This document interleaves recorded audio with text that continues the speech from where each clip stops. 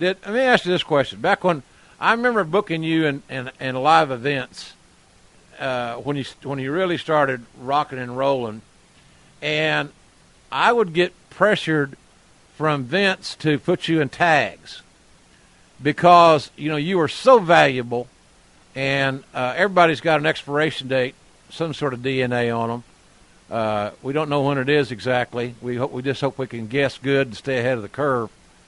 But everybody's got an expiration date.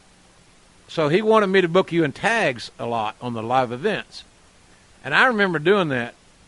And I don't know, you got a booking sheet at TV, but of course, like half the guys there, you didn't look at it, which is fine.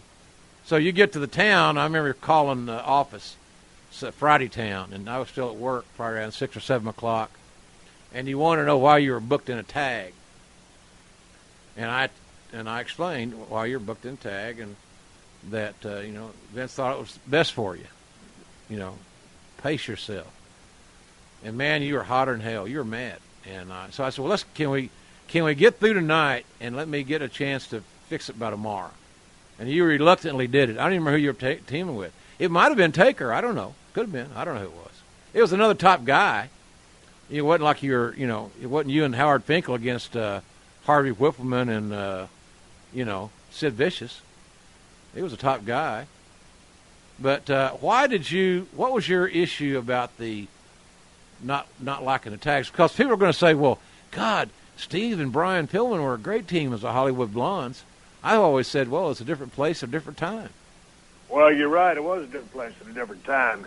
And, that's one of the big problems I had with tag team wrestling because, if you're getting pushed as a tag and your partner goes down, he blows his knee out, man, there you go. Now you're on your own. You've invested all this time together to build that team up. Now you kind of, that's not a good situation to be in. So I always wanted to be self-reliant. And I loved tagging with Flying Brian Pillman as the Hollywood Blondes. So I loved every minute of that. I was mad when they split us up. So anyway, keep going into the future, back on the singles path, self-reliant, do my own thing. I didn't like tag matches just because, hey, I was a singles wrestler, so I wanted to be booked in singles matches. I understand, the fact that, take a little bit of the workload off of me by, when you get in a tag match, theoretically you're doing half as much work as you would have because you've got the other guys in the ring to help you and for the other guys to do their part and to put in that time and tell that story. But I just, and I'm a fan of watching tag team wrestling. Me and too. I was a part of some great matches that I love being in. But when Stone Cold Steve Austin is coming down that ramp, the glass is broken. Here I come to the ring to open up a can of whoop ass.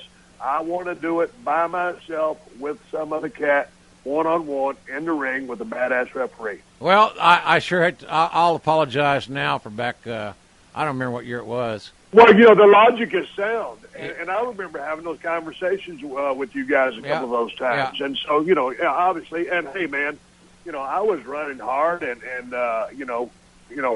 living hard, so I needed someone to help me take care of myself. I can admit that now. Yeah, we wanted to do the right thing, but here's the deal: if it was going to cause more stress and more mental angst than it was going to help on the physical side, then we were sending good money after bad. Didn't make any sense. So that's why you stopped being booked in tag matches. And when you were at the top of the mountain, they got to see Stone Cold Steve Austin.